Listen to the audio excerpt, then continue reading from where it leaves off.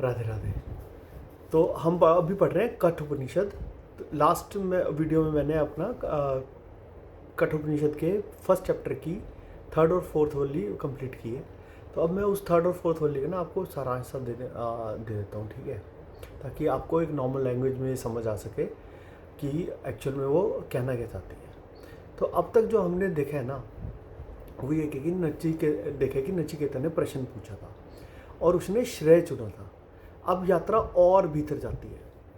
तृतीय और चतुर्थ वल्ली जो है ना, यहाँ कठोपनिषद कहानी से ध्यान बन जाता है। यहाँ शब्द नहीं, अनुभव बोलता है। तृतीय वल्ली जो है ना, आप मतलब एक रथ की उपमा देते हैं। यमराज अब एक चित्र खींचते हैं उसको एक समझाने के लिए, ठीक है। सेम ही ना गीता में श्री कृष्ण ने भी बताया है, बिल्कुल यही बताया है।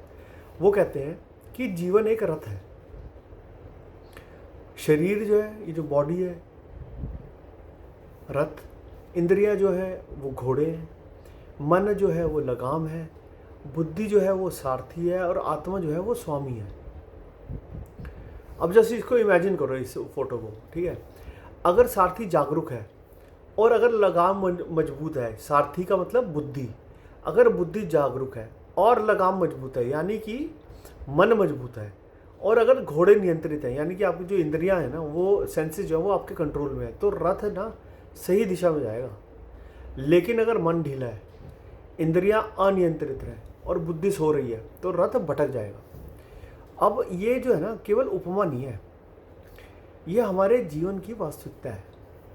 आज हमारी इंद्रियां लगातार बाहर भाग रही हैं। स्क्रीन टाइम, आवाज़ें, शोर, इच्छाएं, मन हर क्षण खिंच रहा है। और अगर बुद्धि सजग नहीं है ना, तो हम दिशा खो देते हैं।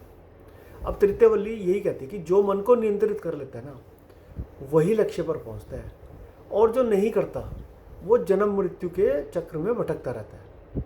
यहाँ नियंत्रण का अर्थ दमन नहीं है, ये जागरूकता है। जब मन बुद्धि का अधीन होता है ना,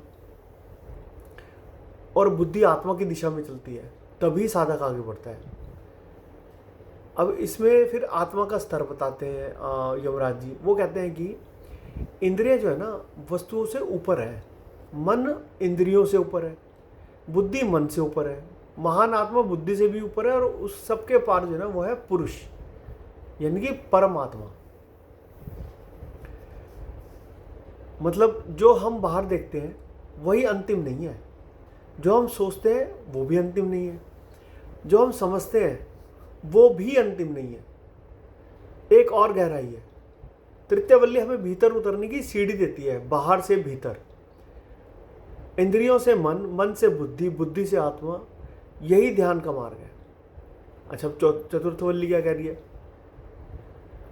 वो ये कह रही है कि जागरण का आह्वान कैसे करो या कैसे कर सकते हैं। अब चतुर्थ वल्ली में स्वर बदलता है। यहाँ यमराज कहते हैं उत्तिष्ठ, जागृत, उठो, जागो। क्यों? क्योंकि यह मार्ग सरल नहीं है, यह एक तेजधारी तलवार है। चलना है लेकिन सावधानी से। यहाँ एक और गहरा जो मैसेज है ना, संदेश जो है, वो ये है कि आत्मा सूक्ष्म है, वह शब्दों से नहीं मिलती, वह तर्क से भी नहीं मिलती, वह मिलती है अनुभव से, आंतरिक शांति से, साधना से।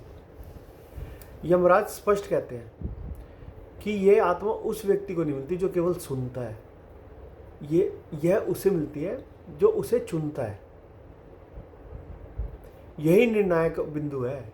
ज्ञान पढ़ने से नहीं आता, ज्ञान बनने से आता है। अब चतुर्थ वल्ली जो है वो भय से मुक्ति के बारे में भी बात करती है कि जो इस आत्मा को जान लेता है ना, वो शोक से मुक्त हो जाता है। क्योंकि शोक ना हमेशा परिवर्तन से जुड़ा है। जब हमें लगता है ना कि यह मेरा है और वह बदल जाता है, तो दुख आता है। लेकिन जब समझ में आ जाता है ना कि मैं परिवर्तन नहीं हूं, मैं साक्षी हूं, जो भीतर स्थिरता आती है ना, यही मृत्यु के भय से मुक्ति दे देती है। अब अगर दोनों वल्लियों के सार को हम इकट्ठे बताना चाहें ना, तो हमें ये संरचना मिलती है कि जीवन का मानचित्र चतुर्थ वल्ली हमें आह्वान देती है, उठो, जागो। पहली कहती है मन को साधो, दूसरी कहती है स्वयं को पहचानो, और दोनों मिलकर कहती हैं कि मुक्ति बाहर नहीं है, मुक्ति दिशा बदलने में है। इंद्रियों से भीतर, अस्थाई से शाश्वत। यही कठोपनिषद के पहला अध्याय का सार है। ये केवल दार्शनिक पाठ नहीं है, बल्कि ये जो है ये जीवन का ब्लूप्रिंट है। अब फिर से प्रश्न वही है, क्या हम रथ को नियंत्रित करेंगे या घोड़े हमें खींचने वाले हैं? ये यात्रा भी शुरू ही है। अब मिलते हैं अगली वीडियो में, जिसमें पढ़ेंगे सेकंड चैप्टर। राधे राधे।